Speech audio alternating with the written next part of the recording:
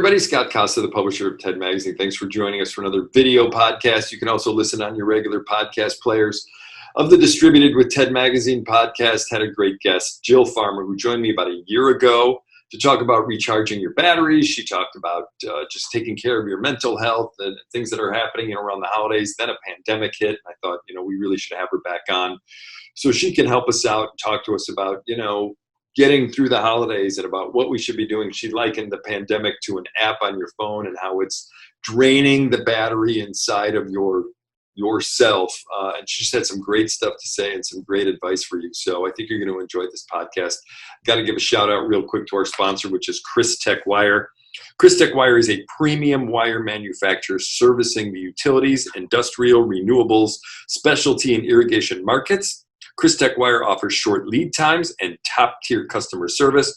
Chris-Tech Wire delivers rapid quote turnaround and industry-leading short lead times to get their distributor partners the products they need when they need them. If you need to get in touch with Chris-Tech Wire, best ways through their website, christechwire.com. That's KRISTECHWIRE.com. Enjoy our podcast with Jill Farmer. Everybody, Jill Farmer is back again. She was a great guest. She was with us about a year ago. We talked about burnout, especially over the holidays. We talked about recharging our batteries. Got tons of downloads on the Distributed with TED Magazine podcast. And we said, you know what, you need to come back again, Jill, so we can talk some more, especially, now we're in the pandemic. And to be honest with you, we were talking a minute ago, and, this is one of those days for me where you're going to hear dinging in the background because my email is going off. You're going to hear my phone buzzing. So I'm getting text messages. And, the truth is, honestly, Jill, if this was happening, the week before Thanksgiving and there were the outside stresses of the holidays, this would be a really bad day for me. And so you're here and you're going to kind of help us out, kind of getting us through, again, a little bit of anxiety, a little bit of, stuff that's going on to kind of, get us over the hump. And I think it's important to bring this one part up really quick. I stalked your Twitter page, just so you know. Again, your description in your profile is expert burnout douser and renowned overwhelm disarmer. So here we go. Now you're going to help us out to get through this next wave of pandemic and holidays and everything. How you doing? Thanks for joining me. I appreciate it. I am really glad to be here. And, I am very sorry that the world is experiencing this pandemic. And I do think we all have this opportunity to look inward a little bit during this crazy time and the disruption of this crazy time, and perhaps strengthen some new muscles and learn some things that help us to move not only through this time, but to carry us forward as we hopefully thrive and live our lives as well. So I do love talking about this stuff, even though I know it is challenging. So it's tough, yeah, and I appreciate it. I really do. So it's tough. We're in this new world. People are working from home, or they're working remote, or there's just new added responsibilities, and things have changed. The way I have to do work every day, the responsibilities that I have every day, everything's changed. And now, again, the holidays coming, and usually that's when I want to take a little bit of time off and recharge. Mm-hmm. Talk to me about some of this, sort of disruption, things that have happened in our lives, and how we can kind of start to compartmentalize some things and sort of get through it. Yeah, this has been, for many of us, maybe one of the biggest disruption we've experienced, and collectively, certainly it's the biggest disruption that many of us have, if you're under the age of 40 or 50 anyway, that you've seen in your lifetime. And so I think, it's okay to pause for a second and sort of honor the fact that this disruption is huge and has impacted us in multiple ways that a year ago, none of us could have imagined we would be looking at economically, physically, emotionally, psychologically. There's just a lot of impacts that this has had. And disruption by its very nature creates uncertainty and insecurity in us, because it is taking us out of a pattern, a way of doing things, and making us do it in a new way. So disruptions are challenging on one hand. On the other hand, disruptions can be really big opportunities too, right? If I were to, tell you a story and wanted you to be riveted or interested in the story, and said, oh, once upon a time, there was a young girl who wanted to be a member of the royal court one day. She was the end. Yeah, not a very good story, right? We had no plot twists. We had no interesting unfoldings, no surprises. And so the other side of disruptions is they are the plot twists. moments in our life that actually can be very meaningful and make life interesting. It just, unfortunately, they do that by making things hard sometimes. And so disruption also provides opportunities for creativity in business, right? Disruption of certain industries is what have created massive new ventures. You mentioned Twitter, Uber, all of those things were created by disruptors or people who disrupted the energy. So it's neither all bad or all good. It's just is. And so being able to sort of embrace the breadth of both of those things in these challenging times, I think is a good place to foundationally start. A lot of us, when this began in last spring, we're looking at it, we had what some psychologists will call surge capacity, where we're like, okay, I'm going to just steel myself to do shelter in place for, a month or two even, and I'll be ready for it. And I'm just going to weather this great. And then you got through those 4 weeks or 6 weeks or even 8 weeks. Then you were like, okay, wait, I need life to get back to normal now. I need everything to go back to the way it was before. And now we're kind of entering a new phase of realization that probably life is not going to just return to normal. And the question that I ask a lot of my clients is, what part of that old normal would you want back anyway, right? What is normal, and what do we keep calling it the new normal, but I think at some point we just need to call it today. This is what it is. Right. And so I think that's, another place that we're past that superhuman surge capacity into a place where we need to figure out how to integrate and to be able to not just survive, but hopefully thrive in these very strange disrupted conditions. So great. You talk about the disruptions, which I think is interesting, because I think a lot of times, and again, today's just that day for me where I'm being disrupted. We're going to get disrupted because my phone's going to buzz. I'm getting another text message from somebody, I'm sure. But I feel like they've piled up so many times, and now it's high. And sometimes I lose focus on the fact that I accomplished a lot of things. Like I surged my way through a lot of disruptions, and good things happen. We cranked out another magazine this month. The website looks great today, but sometimes I lose that because I feel like the disruption. You know what I'm saying? Like I feel like I can't go over the next speed bump. So how do I get to that next level? Yeah, I think that you bring up a couple of good points. And number one that I want to say just to begin with is disruptions are frustrating, and a lot of us are just really annoyed a lot of the time because I'm being interrupted, right? We get annoyed by the interruptions, and that annoyance actually drains our energy faster than if we can come into a place of acceptance around the fact that, people are going to reach out to me, and I'm going to set aside a container of time to be in response to those people, as opposed to letting myself, as we talked about, I think in one of our last conversations, landing the plane every single time I get the email or the text in. I need to put those daily disruptions aside so that I can be focused on, some of those bigger issues. You named another really important tool, which is to spend some time. I like to set a timer for 15 to 30 minutes on Friday afternoon at the end of the week to notice what has been accomplished. That's a really important psychological tool for us. It's a way we recharge our batteries. It gives us fuel. Once we notice what's been accomplished and we really take time to say, oh yeah, this happened this week, this progress happened, take responsibility for reframing your thoughts around this, because sometimes we'll go into, oh, I should have got that done, I should have got this. No, the first part of the process is, what did I get done? Not what should I have gotten done, but what did I get done? What is accomplished? What is done? Notice how that kind of changes your brain chemistry and your ability to quiet down, calm down. And then once you've taken the time to really notice what's gotten done, then you sit down and you map out the next week. You do the massive brain dump list by looking at your calendar. What's all the stuff I'd like to accomplish next week? You plug it into specific times in your calendar that are actionable and that are usually under, we talked about this last time too, less than an hour time frames, because otherwise we start to have kind of diminished results if we just sit down and say, I'm going to work on this project for 4 hours. After about 15 minutes, your productivity, your focus, your efficacy goes, right. And then you have kind of daily to-do lists for each day of the week to fill in those gaps on the calendar, because we don't want to have our calendar back to back to back to back. And so those are techniques for noticing progress so that it can fuel future productivity. Advanced planning is really important. That's all I'm talking about by doing that brain dump and plugging it into your calendar and having daily to-do lists that you map out for the next week. Because otherwise, the other thing you talk about is when you have all these big distractions, whatever that would be, world politics, world health, the daily emails and texts that you're talking about. Right. If we don't have sort of a roadmap for ourselves, those are going to take us down all kinds of rabbit holes and move us away from getting to the bigger things. And then the other thing I want to talk about is sometimes we notice, oh yeah, I'm particularly irritated at the audacity that so-and-so would email me or text me because why am I so reactive?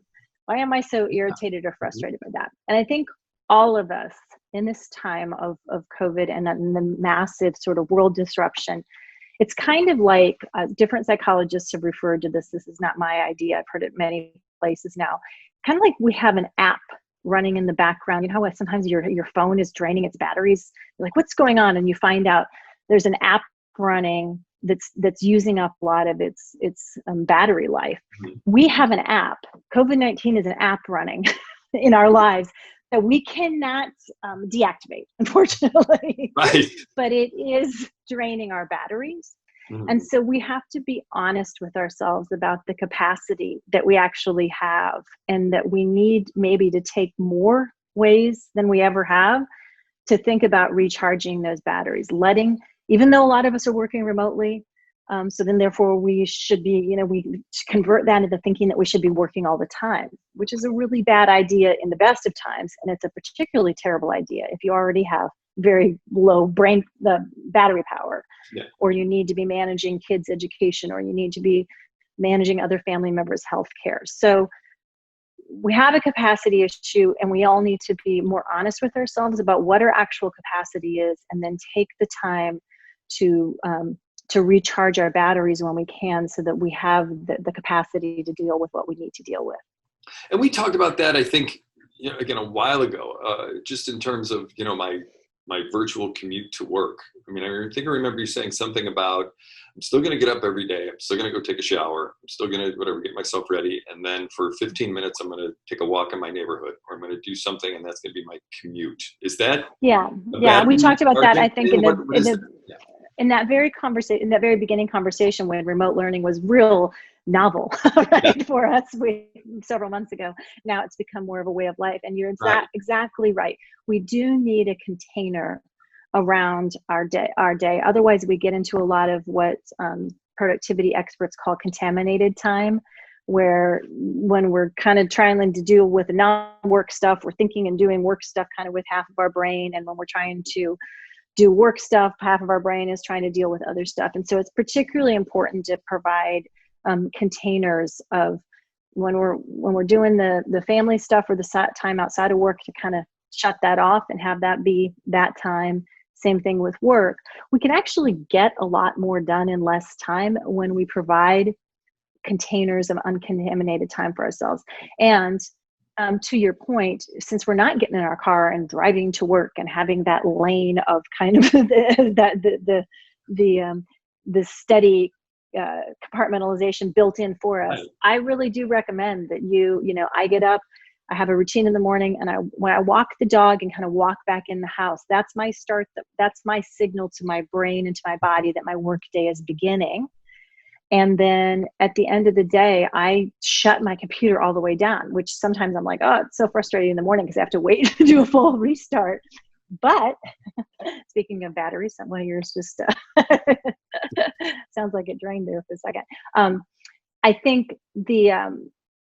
when we give ourselves that beginning, middle, and end of the day step away, we give ourselves more of that ability to have less of that contaminated time, which I think is important.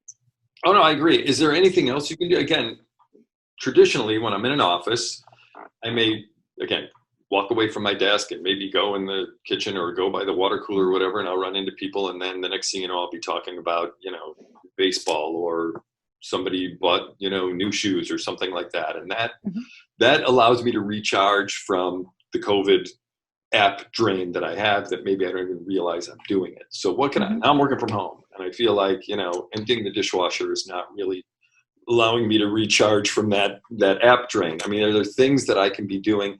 Again, the holidays are approaching. There's not as much daylight. There's so much going on out there. I mean, how can I make sure that I continue to recharge myself and I'm not just doing more work? And that's the way I'm recharging, because that's not really helping, is it? No, excellent point. So I think when we'll talk about a little bit more in a couple of minutes about the holiday thing, but the recharging your batteries, we know that our bodies need to move in order to metabolize stress hormones. And when we feel overwhelmed and tired and disrupted, sometimes the last thing we want to do is go exercise. But I can't emphasize this enough. We won't even talk about the physical benefits of it, which are so huge. You know, we all know all that stuff. We're supposed to exercise because it's good for our bodies. But the research is just absolutely undisputed that it's so important for our brains, and particularly important for our brains in times of stress and overwhelm and disruption. And so I really can't emphasize enough, if you're doing time blocking, which I really recommend for projects at your desk, 50 minutes, 50, of being at your desk, focused, turn off the alerts, and then get up and move your body. Walk downstairs, walk around the house, do some stretches, because that is changing the channel on your brain and allows it to kind of recharge some of its glycogen supply so that you have the ability to focus and think. And then in addition to that, in the morning or in the evening after work, commit to doing some form of exertion. It can be a brisk walk. It can be yoga stretches. You don't have to become a gym rat or, have the physique of a personal trainer. And let some of those stressors come to mind when you're exerting yourself. Your body is going to do a much better job of metabolizing stress hormones than you could otherwise. It's an important thing to do. So that you're like, okay, well, how's that recharging my battery, Jill? Because I'm exerting energy when you're telling me to exercise or to move my body. It's recharging batteries because it allows kind of it's a channel change, or it's a way that you're sort of shifting your brain focus. And then on top of that, we've got to rest and sleep and take care of our bodies in the way that it was physiologically designed to have happen. We need some community time that isn't computer based, right? It's still, Zoom calls are nice, texting and connecting with people, but if you can safely distance and see somebody in physical space, even if you've got masks on and you're 12 feet apart, that kind of communication and connection with each other is good. We know that that's another good way that we recharge our batteries. Doing stuff that you enjoy, that changes the channel of your brain, that isn't just sitting and watching news headlines on TV, or completely zoning out with one TV on while being on your phone. But maybe it's a hobby, it's an interest, it's learning something. We know that those have psychological benefits for, and can be ways to recharge our batteries. We get revved up when we're stressed about life and about the uncertainties and about the unknowns and we think that we're not doing things right unless we feel that activated stress state. But it turns out we're not meant to be in an activated stress state for lengths of time, and it starts to break our body down, and it starts to create psychological consequences in the form of anxiety and depression and other things. So we really do need to take responsibility for framing things in a way that we get some downtime.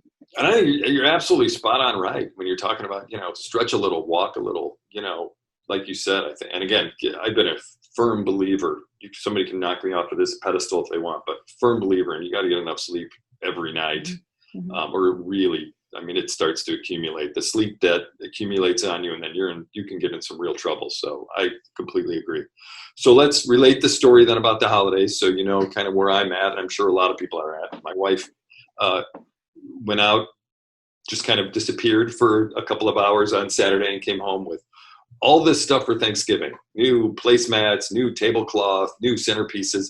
And she's like, we are going to have the greatest Thanksgiving ever. And I thought, boy, that's first thought was, oh, great, we're going to have a lot of fun. And then my second thought was, oh my gosh, if I screw this up, and it becomes, now I'm all tensed up again, and it's like I have work things going on. And now she wants to have the perfect holidays. And I want to, so, there's just a lot of layers here in terms of stuff that's going on as we approach, the fall, and then, the winter and holidays and stuff like that. So how can we kind of again, get back to compartmentalizing some things and just kind of understanding what expectations are. And again, we're in a COVID world, and what should we be doing to just make sure that we're going to be okay at work and at home and everything else, and we're going to get through this.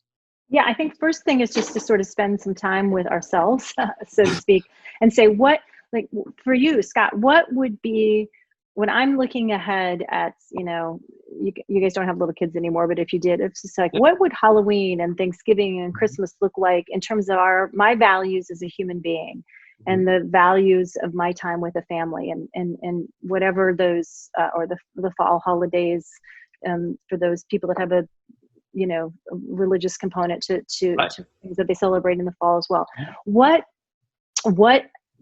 do those mean to me right now in this, with my capacity, my app running in the background? What will those mean? And the answer is going to be different for different people. For some people, your wife exemplified, there's an escape probably way of thinking like, oh, I can escape all this craziness here by creating something special and memorable in these times. For other people, it's like, oh, it's just one more thing I can't have. So everybody needs to get clear within themselves what their own values and what matters to them. Mm-hmm. What matters to me about the holidays?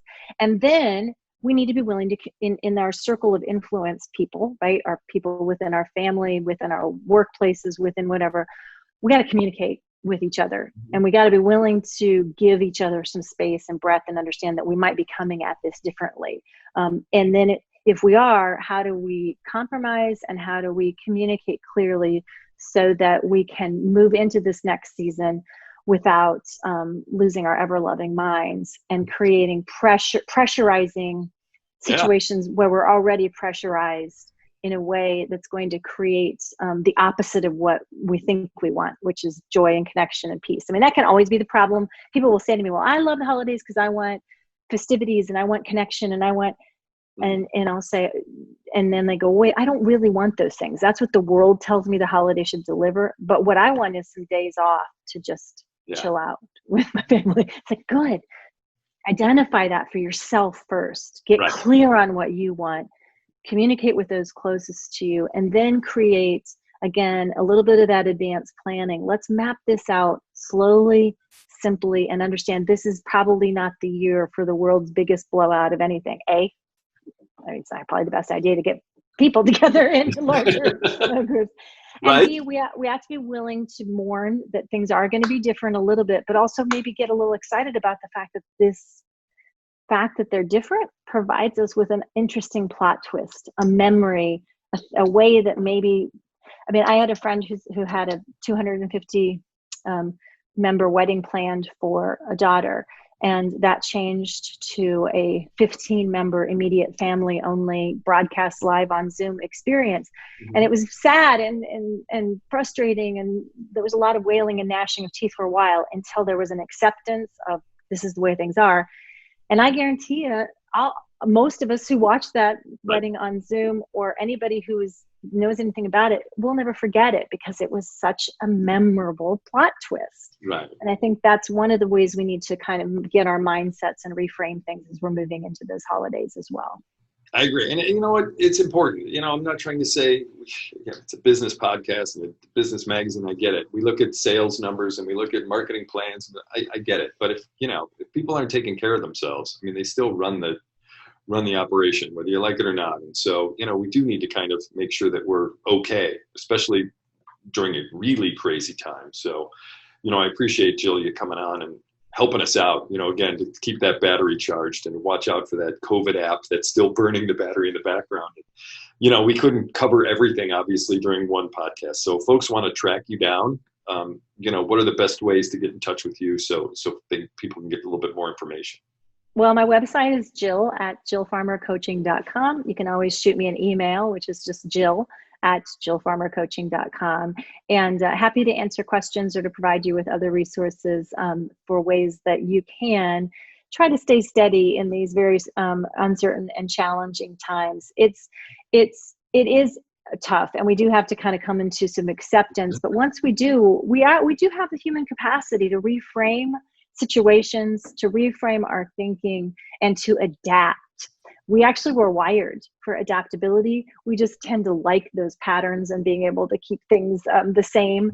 But we have a lot of neuroplasticity in the way that our brains can operate. We're just getting taxed in letting ourselves do that. But if we can reframe it as a massive plot twist instead of just this thing that we wish wasn't happening, it can help us keep some juice in our batteries to be able to face some of these new things with some creativity, to show up in our values, being as good at relating to people as we can, and move through it, hopefully without too much collateral damage by the time it's all over. But most importantly, I want everybody to stay healthy and take care of themselves. And one of those ways that we can, we talk about stretching and exercise, one of those things you can do that would probably help you kind of keep your mindset okay, read a book. Jill has a book called There's Not Enough Time.